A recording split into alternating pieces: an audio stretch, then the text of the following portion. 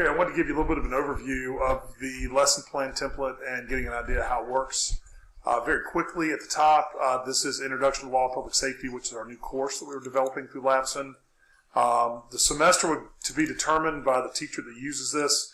The unit, you do need to put the name in for your unit, and duration is in hours. Okay, so make sure you note that that is in hours. All right. The main standard, priority standard, and supporting standards, they would do in their local state. So you can leave those blanks. But you do need to find the national standard or standards that apply, and I've given you a link here that you can open that will take you to our standards to be able to insert. Some units have essential questions. Some school systems. Some school systems want one for the whole unit. Some want them per day. For now, you can just put a couple of suggested essential questions. The next thing is student-friendly learning targets. Well, let me explain real quickly. So what we had to do with our unit template is, because we're a national organization, was kind of look at what's a common thread we're seeing across a lot of different units and put them into one. So we're kind of, modeling the ideal, and I know that's kind of frustrating because some of you aren't using all of these in your home units, lesson plans in your home schools. But we do need to model that, and then also a lot of school systems are using these, and that's a big benefit for the teachers we're trying to reach out to. And so some of the states are doing these student-friendly learning targets, and I'll show you that in just a moment. The vocabulary, key academic vocabulary, would be words in this unit that most students wouldn't know. This was something that I really became aware of when I was working with English as a second language students. Just didn't realize some of the words that we used they were completely unfamiliar with. The word precedence, for example, would be a good example. And then scaffold academic vocabulary.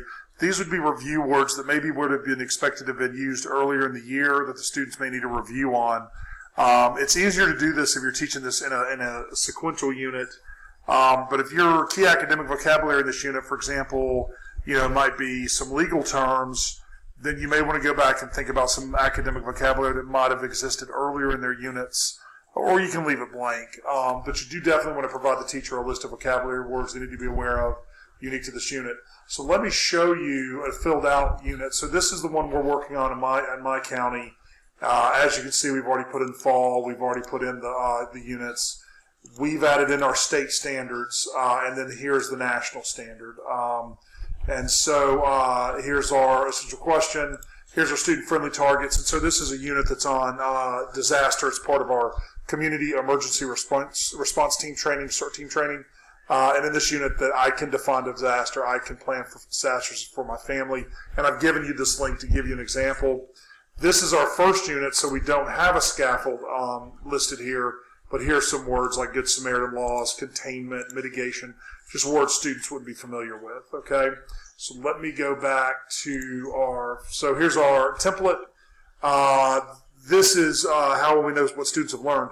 So assessments are going to go in. You'll probably fill these in at the end. These don't have to be informal assessments like thumbs up, thumbs down, but this would be anything you do pretty much that you think would be graded. The proficiency scales, Mazzano, I believe, is the name of the group. This has become a big thing in a lot of states. But it also makes sense for us in career tech, and it's also easy for us in career tech. What we're looking at is a score 2.0 doesn't mean proficiency. Doesn't mean the student's failing. It just doesn't mean they're proficient. 3.0 is that the student is proficient, and then 4.0 is exceeds proficiency. These scales are becoming increasingly more common and more popular. Some school systems require 1.0, but most don't. So that's why I didn't include the 1.0. So let me show you how that actually looks down here. So in this unit, which is the disaster again, we have the vocabulary quiz, we do a brochure, the formative assessments, and the summative assessment.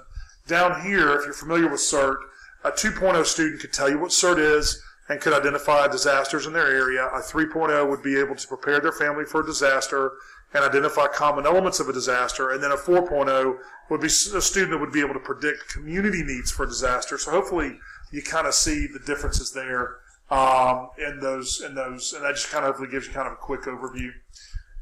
The planning is really what we think of when we think of lesson plans, and what I want to explain to you is that we design, and this is encouraged, and honestly, as I began to work over this the last couple of years, I find that it is just the smartest way to do lesson planning.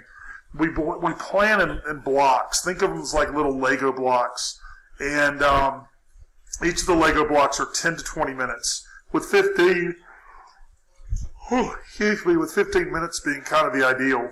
And what this does is, let's say that you're writing these lesson plans. Well, here where I am, I might have 50 minute, where I could get 3 of these in a day.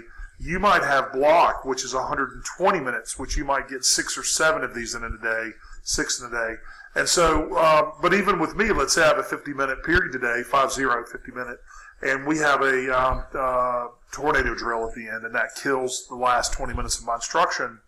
Rather than trying to put ourselves in a 45-minute or an hour instructional unit for lesson development, by doing the blocks, if you have an interruption, it's so much easier to adjust those schedules and move things over. So the smaller block planning you'll find is much easier to communicate with people across different instructional times, whether it be blocks, and even block scheduling is not necessarily 100 minutes. I've seen teachers with a 160-minute block, which I can't imagine. The other thing is each of these are contained units, so you've got an opening, you've got an activity, you've got an assessment, you've got a closure.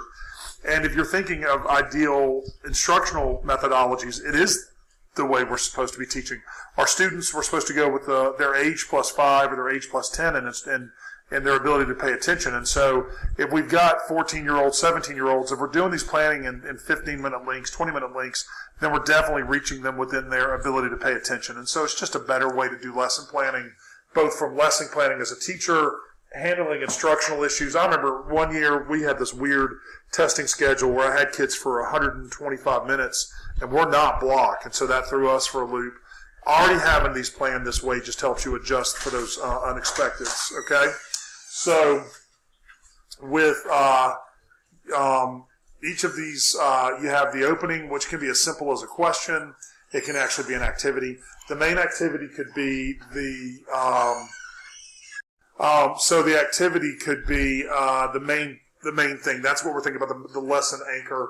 That's going to be that I'm going to be doing direct instruction, that I'm going to be doing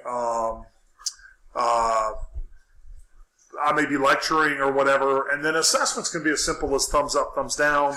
Assessment can be something as involved as actually a little quiz or something. And then a closure. And again, a closure can be a very involved thing, like a bell, end of period type activity, ticket out the door type thing. Or again, it could be something as simple as kids talking to themselves about an answer to a hypothetical scenario. It doesn't have to be super involved. Again, these are 10 to 20 minutes in length, so they're not going to be huge. If you look here, there's the engagement. What is that? How are we getting the kids involved? What are they physically involved in doing?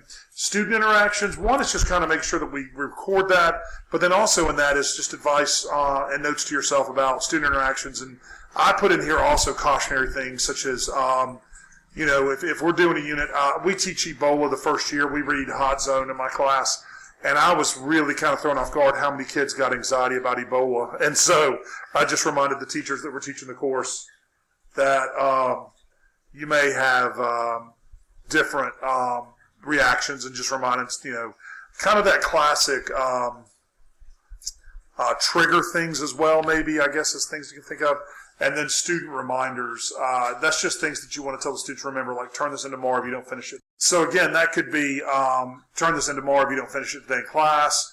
Finish a vocabulary packet. Remember tomorrow we'll have the quiz. Things like that is things under student reminders. Supporting resources and equipment could be having your PowerPoint ready, having your copies of your packets ready, things along those lines. If you're doing handcuffing, the material you need for handcuffing and such things. And then the segments you renumber as you go, and they go in order, obviously. And you can add these as much as you need. As you can see, I'm kind of updating this. I just realized I didn't update this for you guys on the template. And then let me show you what that looks out, fleshed out. So here's, and actually alternate the colors just for us to be able to find things. This is our first unit, so I actually put a note on here that this is to adjust pacing for beginning of year logistics. For our county, we're supposed to be doing 15 to 20, so just a little different. But if you look in here, the motivator, explain how word search is, and we're doing a vocabulary packet, help with the spelling of new words. This is a link. If you guys, what we're going to do is when you submit your lesson plans, you'll have units, and I want you to put in those units all the materials and link. So when you use the LAPSEN file, use a link from that LAPSEN file here. And if you notice, this actually opens up the file that's being used. The actual word searches are graded. That's the assessment. And then closure. Explain, some people may need more time, but can move on to crossword. Here is the engagement. Remind students to stay on task and bring up assignment as completed. The student interactions, you want to make sure that the ESL or special education students may need to work together with peer mediators in small groups. It's also little notes that sometimes it's frustrating for some students, particularly with dyslexia. Kind of warning the teacher be aware of that. And then just student reminders, to remind them to stay on task. There's more to this assignment than this one thing. They won't have the whole period. And then here is word search sheets and highlighters I use for my special ed kids. Let's come down to the meat, and I'll show you kind of a meat thing. Here's the thing where they're reading the CERT unit. This example is going to be sent out with the email as well. And this explains how we do the reading material. And then you can hear my wife cutting grass outside. I'm sorry. And then down here, when we get into the actual, here's the introduction to video, using the slideshow and all these things. It just it gives the person, each unit, a little idea of what's going on. So kind of go through these, and the model template will hopefully kind of walk you through that. At the end, we're going to look at, so 3 is about what happens if a student doesn't learn. 4 is about what do we do when students have learned. And we'll take a look at that under the sample. And so, this is a pretty long unit for us. It's our opening unit. Here is where we're going to have content. Actually, our content's kind of already created with special needs students. The way we design in my county, we've already chunked our assignments, and we've already done vocabulary. Sorry, that's my great Pyrenees. Wanting y'all to say, hey, reteach, recovery, peer teach, alternative assignments. And then in the 4, what do we do when students have learned? We're actually creating and exceeding the standards opportunities for students we're working on. And also just to mention, they could dive deeper into epidemiology because we're going to be reading Hot Zone starting this first unit. And then note some schools may need more beginning to the year. It's kind of note to everybody. And then adjust as needed to accommodate distribution of technology because some of our school students get devices, some of our school students don't get devices. And so that was just kind of put there at the end. So as you're doing these, hopefully this explains a little bit more. And if you can kind of put these side by side, maybe you'll see the template and then one that our county has done. And this will help give you some guidance on things, on how we do things. And I hope this makes sense to you guys. Again, we do want to give this example as a model to all of our educators on how, it can be done well. And if there's just not time for this, email me and we'll try to look for a modification. But hopefully you guys can pick up on this. So if you have any questions, shoot me an email. Thanks.